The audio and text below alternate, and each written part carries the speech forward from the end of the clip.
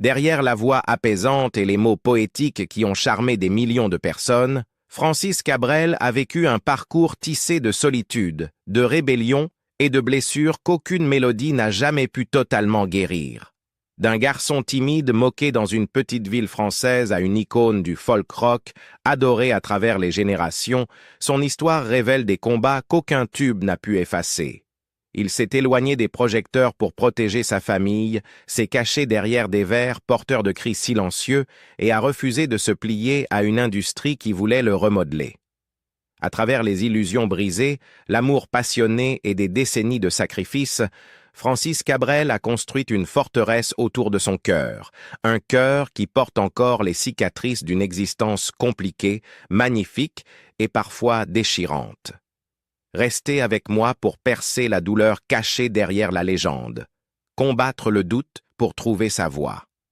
Né le 23 novembre 1953 à Agen, une modeste ville du sud-ouest nichée entre Bordeaux et Toulouse, Francis Christian Cabrel est arrivé dans un monde qui ne semblait pas fait pour les rêveurs. Ses parents, Louis et Simone Cabrel, étaient des gens travailleurs d'origine espagnole, descendants d'exilés républicains ayant fui la dictature de Franco. Ils menaient une vie simple et humble dans un quartier ouvrier soudé. Francis a grandi dans un foyer où l'argent manquait, mais où les valeurs étaient fortes. Son père travaillait dans une biscuiterie et sa mère faisait des ménages pour boucler les fins de mois. Il n'y avait guère de place pour de grandes ambitions et encore moins de plans de carrière musicale. Enfant, Francis montrait déjà des signes d'introversion, préférant s'isoler dans sa chambre pour dessiner ou rêvasser plutôt que de courir les rues avec les autres. Il était captivé par la poésie de la chanson française, écoutant Georges Brassens et Bob Dylan sur un vieux transistor cabossé qui lui paraissait presque magique. Ses premiers souvenirs musicaux étaient liés aux réunions de famille où des chansons folkloriques espagnoles résonnaient dans le salon, rassemblant cousins et oncles dans un tourbillon de mélodies douces amères. Mais au-delà de ces murs familiaux, Francis ressentait souvent la morsure de l'exclusion. À l'école d'Agen dans les années 1960, son caractère réservé et son accent adouci teinté d'influences espagnoles faisaient de lui une cible facile pour les moqueries. Les professeurs le trouvaient trop discret, parfois le traitèrent de paresseux parce qu'il parlait à peine en classe, tandis que ses camarades se moquaient de son nom inhabituel et de sa timidité. Pourtant, c'est précisément ce tempérament silencieux qui nourrissait une vie intérieure riche, un terreau où la musique pouvait éclore. À 13 ans, Francis réussit à réunir assez de pièces pour acheter sa première guitare, un vieux modèle d'occasion aux cordes rouillées, loin d'être prestigieux, mais d'une valeur inestimable à ses yeux. Il s'entraînait sans relâche, enfermé dans sa chambre, essayant de reproduire le jeu en picking de ses héros folk dont il empruntait les disques aux voisins ou qu'il dénichait aux brocantes. Alors que la plupart des garçons de son âge ne vivaient que pour le football, Francis façonnait déjà des accords, laissant ses doigts saigner sur les cordes en acier bon marché. Il composa sa première chanson vers 1967, à peine âgé de 14 ans, racontant les peines de cœur d'un ami amoureux sans retour. C'était maladroit, mais cela alluma en lui une flamme. Au début des années 1970, encore adolescent et participant à des concours locaux, Francis ne trouva aucun accueil parmi les musiciens d'Agen déjà installés. Il se moquait de son accent de province, le rejetant comme un campagnard qui ne percerait jamais à Paris. Mais plus on le raillait, plus Francis se montrait déterminé. Il se mit à écouter de manière obsessionnelle des disques de blues importés, apprenant des riffs de Muddy Waters et Robert Johnson et tissant ses rythmes dans sa propre langue musicale. La nuit, il s'allongeait dans son lit et rêvait d'un avenir bien plus grand que sa minuscule chambre, même si personne d'autre n'y croyait. En 1977, Francis avait 23 ans et frôlait l'abandon total. Des années de refus l'avaient épuisé. Les maisons de disques lui claquaient la porte au nez, jugeant ses textes trop poétiques, sa voix trop brute, son style dépassé.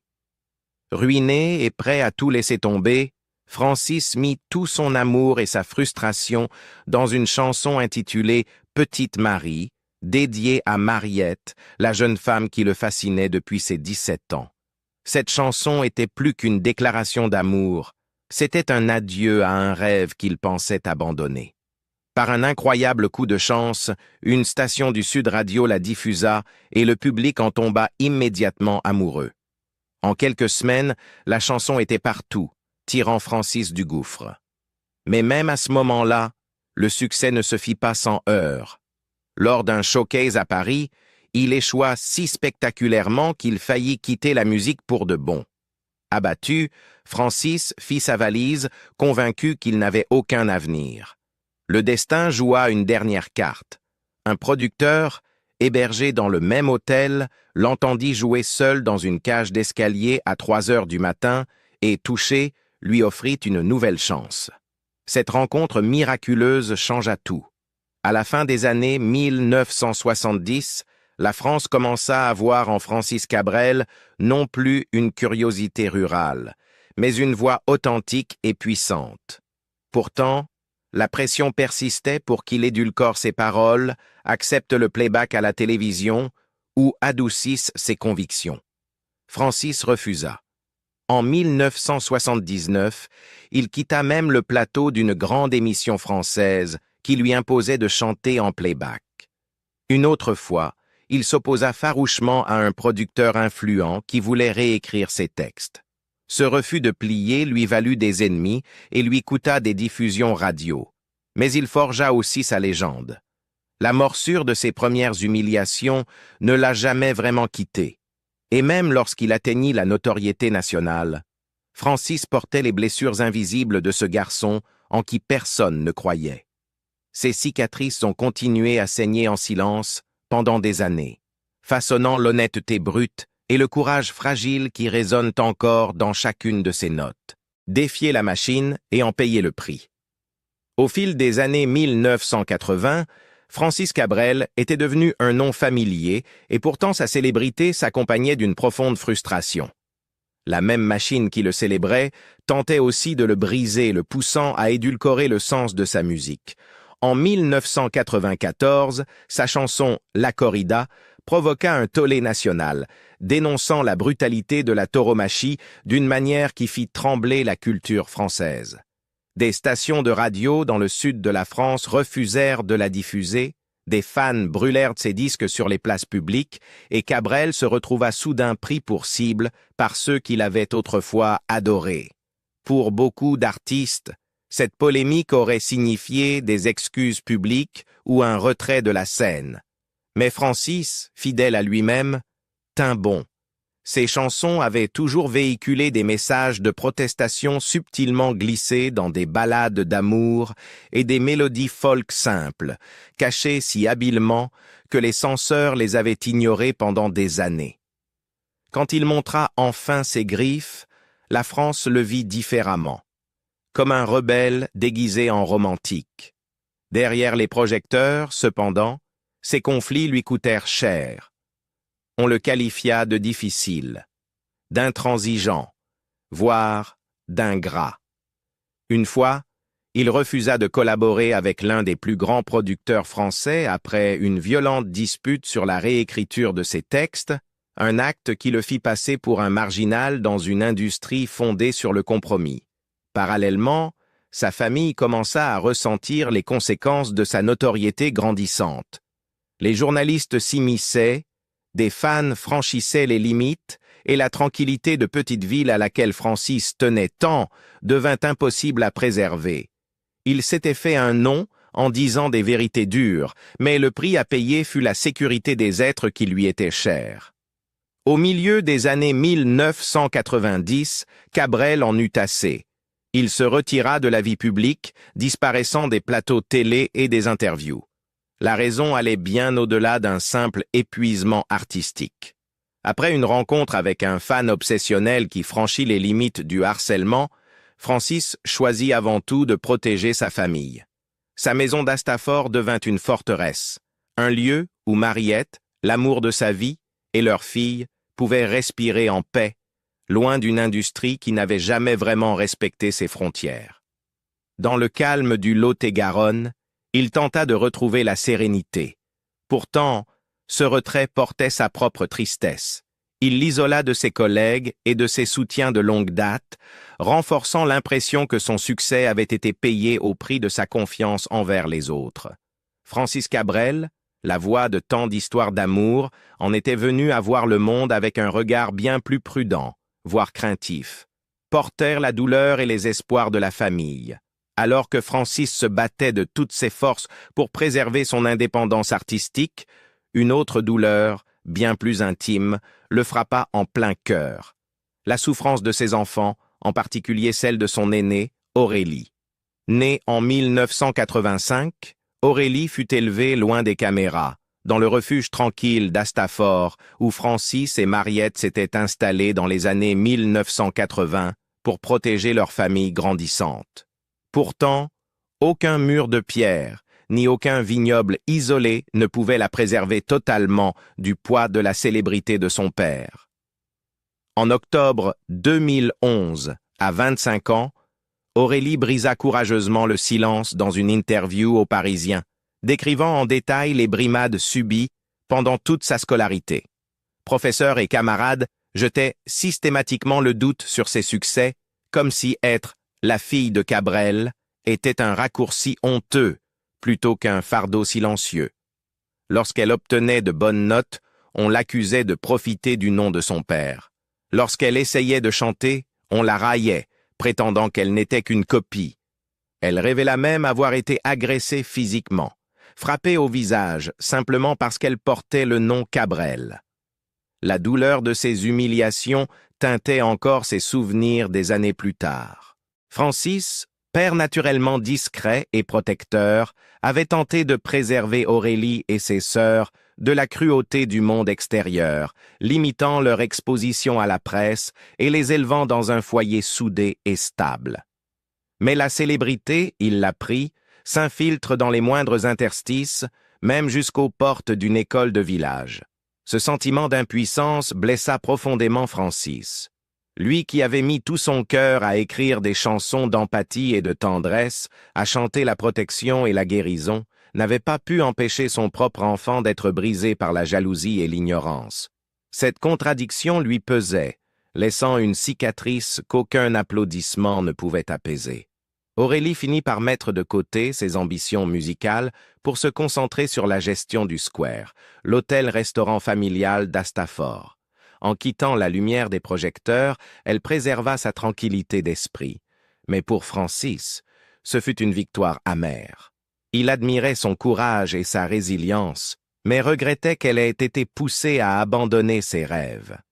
Quelle ironie cruelle, pensait-il, que l'héritage d'un artiste qui avait inspiré des millions de gens à croire en eux-mêmes ait fini par écraser la confiance de sa propre fille.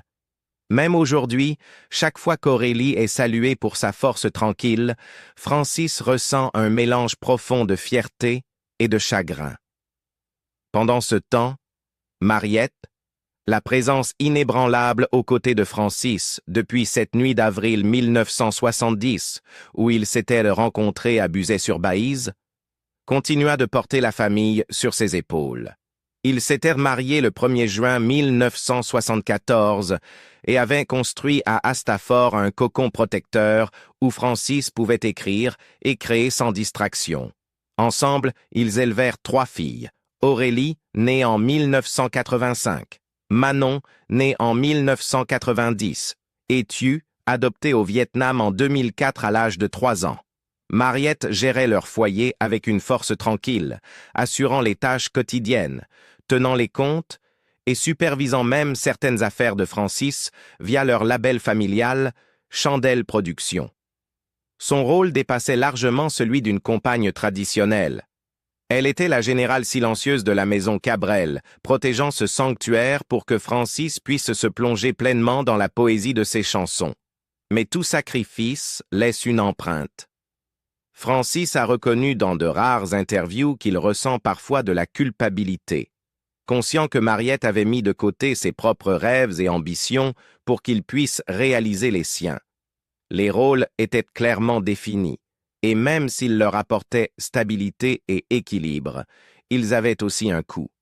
Francis a pu se consacrer corps et âme à ses mélodies, à transmettre chaque émotion dans des albums qui touchaient la France entière, précisément parce que Mariette prenait tout le reste en charge. Quand il interprète Petite Marie, la chanson d'amour de 1977 qu'il avait révélée et qui portait son nom, il est encore hanté par les souvenirs de la confiance qu'elle avait placée en lui si longtemps auparavant, des souvenirs mêlés de gratitude et d'un léger regret. Même lorsque leurs filles ont grandi et suivi leur propre chemin, Francis a constaté combien le nom de Cabrel pouvait à la fois ouvrir des portes et dresser des cages invisibles autour d'elle. Le monde imaginait sans doute les Cabrel comme une famille parfaite dans une ferme de contes de fées, mais à l'intérieur de ces murs se trouvaient des blessures profondes, nées de l'envie, de l'exposition et du jugement implacable qu'apporte la célébrité. Francis tenta encore et encore de faire bouclier entre ce monde et les femmes qu'il aimait, mais même lui ne put entièrement arrêter sa cruauté. Aujourd'hui, Aurélie, Manon et Thieu tracent chacune leur propre chemin, façonnés par l'héritage de leurs parents sans jamais pouvoir totalement s'en libérer. Francis, désormais septuagénaire, regarde sa famille avec un sentiment mêlé de triomphe et de tristesse. Il a offert à la France des chansons d'amour, de loyauté et de résistance, mais en même temps, il a transmis à ses enfants un fardeau qu'ils n'avaient jamais demandé à porter. Et cette certitude est une douleur silencieuse qui l'emportera probablement jusqu'au bout.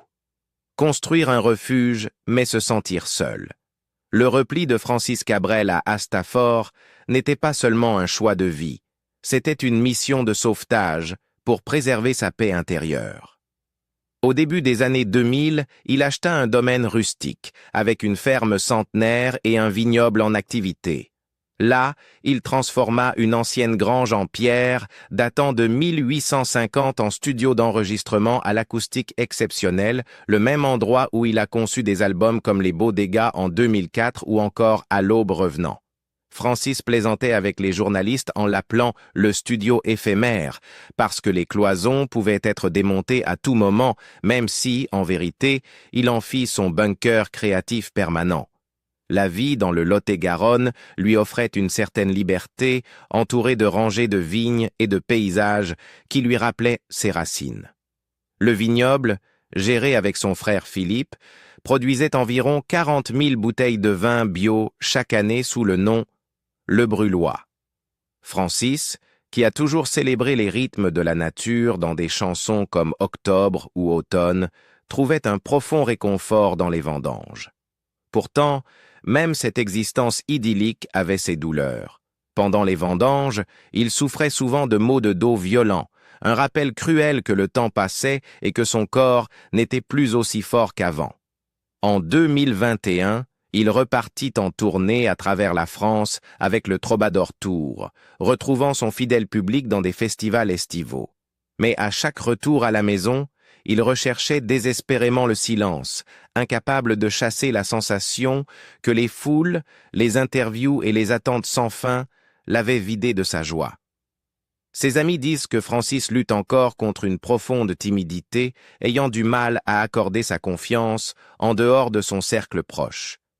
Bien que sa musique célèbre la connexion et l'amour, l'homme lui-même est devenu plus réservé, plus méfiant. Un repli qui s'est accentué après la perte de son ami proche, le metteur en scène Roger Louret, emporté par une maladie foudroyante en janvier 2023. Sa mort a laissé un vide, replongeant Francis encore davantage dans une solitude protectrice. Pour les fans qui voient son sourire sur scène, il est facile d'oublier qu'une fois les applaudissements terminés, il rentre chez lui dans un monde de plus en plus restreint, tournant autour de Mariette et de quelques amis intimes. Il ne troquerait cela pour rien, et pourtant, il y a une tristesse dans la manière dont il s'est retiré du reste du monde.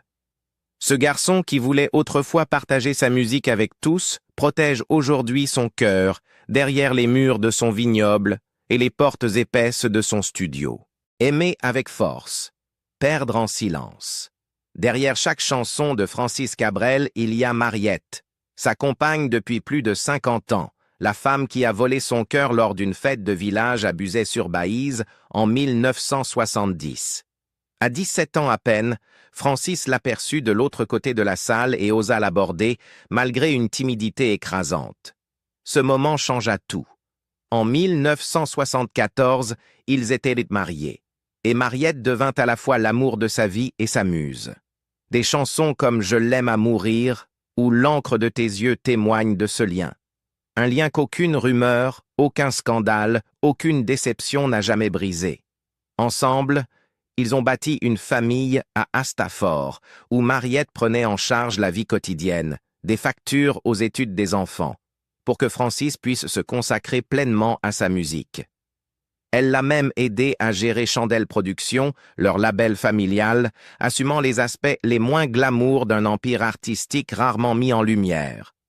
Francis n'a jamais caché combien il devait à Mariette, même si ses mots publics à son égard restent rares et pudiques. Ceux qui les connaissent disent que c'est à la vie, à la mort, un couple si fusionnel qu'on ne pourrait les séparer. Mais une telle proximité a aussi son revers.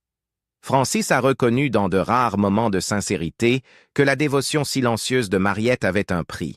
Elle avait renoncé à ses propres ambitions pour qu'il puisse réaliser les siennes. Avec les années, Francis a compris qu'il avait bâti tout un monde sur ses sacrifices, un constat qui le fait encore grimacer de regret. Ses filles aussi ont ressenti la force et la pression de l'héritage paternel, bénéficiant de sa célébrité tout en portant ses blessures.